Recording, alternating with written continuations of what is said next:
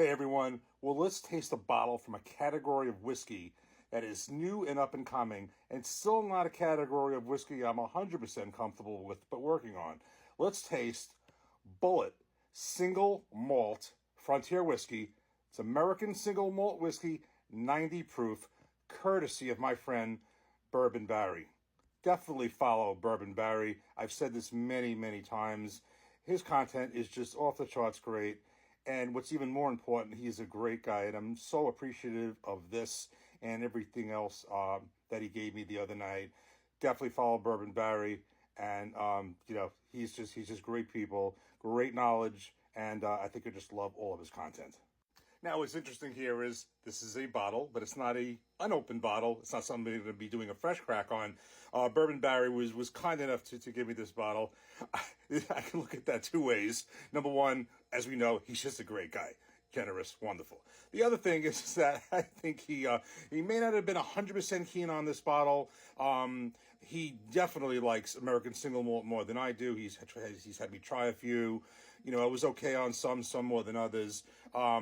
But I don't think he disliked it. I don't think it 100% fit the flavor profile that is used to from other American single malts. So here we are. I'm going to give an honest review of this. Just a few things before we get started. First of all, just on the bottle, it's hard to see this in this light, but this is a green tinted green bottle. Not quite as green as this shirt, but it is green.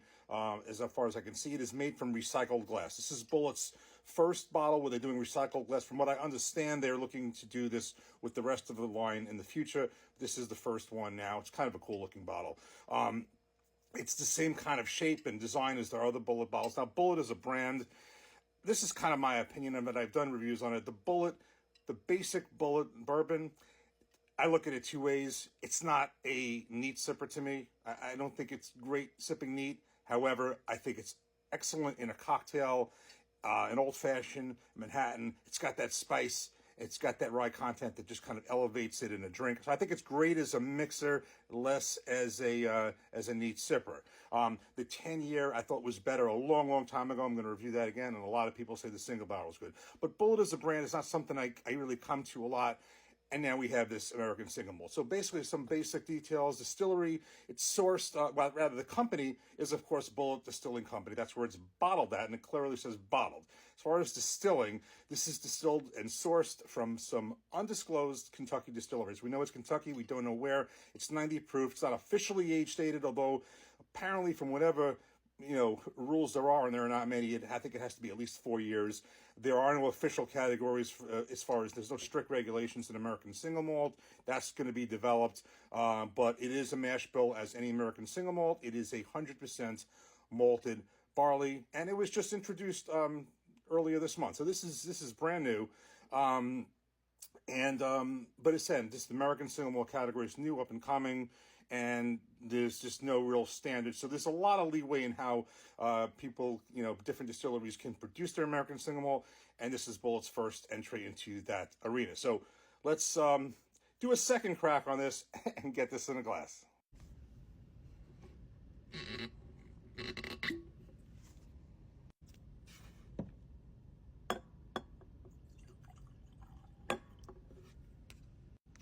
Okay, so we have this in a glass.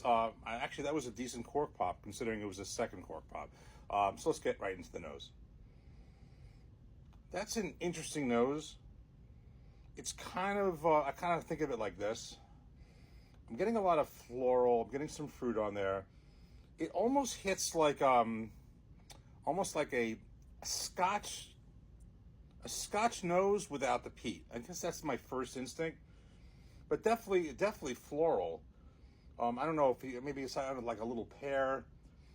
I can't really think of too many fruits beyond that. I would say basically I would say Scotch nose without the peat, but it definitely picking up some of the typical malted barley smell. It has a malt smell, but I think that's kind of reminding me a little bit more of a Scotch, a Scotch light minus the peat. So okay. I think it's time to get right into the taste. Cheers.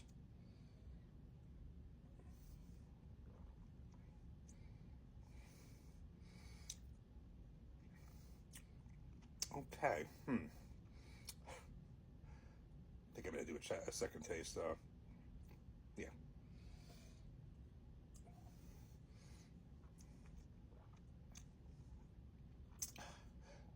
All right.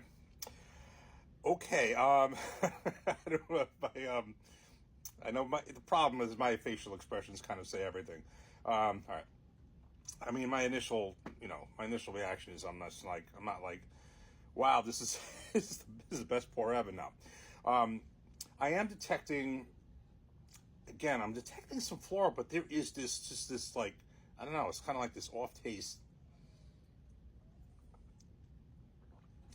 I'm getting sweet. There is some sweetness with a little bit of bitter. It's almost like, I don't know if it's like a lemon zestness or something that's kind of like hitting you right in the. It's kind of punching a little bit punching in the face. It's only 90 proof. I don't mean in that way, but there's definitely a taste that's coming to the forefront. Not necessarily a good one. This is a little. It's definitely different. This is not tasting like the other single malts, and I haven't tasted many by any means. But of the other ones, I think primarily, for the most part, if not everything, was from Bourbon Barry. But this is not tasting the same way.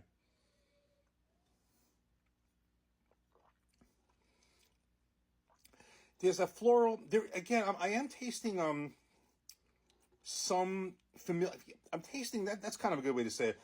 As with the nose, I am detecting kind of like a Scotch taste minus the peat. And with Scotch, if you take away the peat, you're going to get some of that floral, um, some of that fruity note. But this has there's something that's really hitting in the front, and maybe I don't know if it's bitter. Would I detect it as licorice? Because if it's licorice, I'm not a big licorice. I don't even like licorice in real. I don't like black licorice. I do like red licorice, but um, let me try this one more time. Yeah, I mean, this could grow on me as I go on, but I'm going to give you I'm going to kind of sum up like this. This is kind of what I think. I did the research before this just to kind of get a feel a little bit, all the facts and everything about this. I think what the goal here was to try to kind of maybe do a midpoint between going full throttle, into American single malt. This does not taste like a lot of the other American single malts that I've tried, and I haven't tried many. And I think what they're doing is they're trying to bridge a gap, trying to get these bourbon drinkers like us and rye drinkers. I'm looping that all into kind of bourbon drinkers, kind of take them over that bridge into the world of American single malt. They're trying to do it in baby steps. I know there are some American single malts that are just way out there with more more that kind of much more. I don't know if it's called malted barley, but way more over the arena. They're trying to kind of like, I guess in theory, this is not what I'm saying, but I think they were trying to kind of make this a little more approachable for bourbon drinkers. What I'm seeing is this. This does not taste to me like a lot of the other American single malts I tried. I even had the Jack Daniels American single malt courtesy of Bourbon Barry. I didn't like that tremendously. It was on probably the bottom of the list of those I tasted. I don't think this is even as good as that, but at the same time, I'm not seeing. I am seeing in the background. Yes, I can see maybe muted in the background some of the vanilla notes and some familiar bourbon notes, but it's not prominent in the forefront. And I'm not seeing that this is a great bridge for a bourbon drinker either. To me, this is kind of sitting on an island all on its own. Um, and I just not seeing where it's definitely different than the other American single malts I've tried. Whereas at the same time, it's not like it's hitting me as something familiar to a bourbon. It's kind of like there are some Scotch notes to me I detect. It was like a Scotch. If you drained out the peat, that's kind of what this tastes to me like. And it definitely is an island all on its own as far as I'm concerned. And maybe something I'll maybe get more into as I get through this bottle. But it is, as I say, kind of an island all on its own. And I'm not sure if it's an island that a lot of cruise ships are going to be pulling up to. That's yet to be seen. I will try to get more into this, but for now, it's definitely a little different.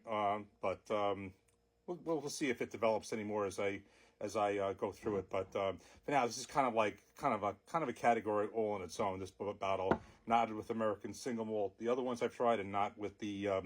I just don't see the bourbon drinkers flocking over to this. This is my opinion.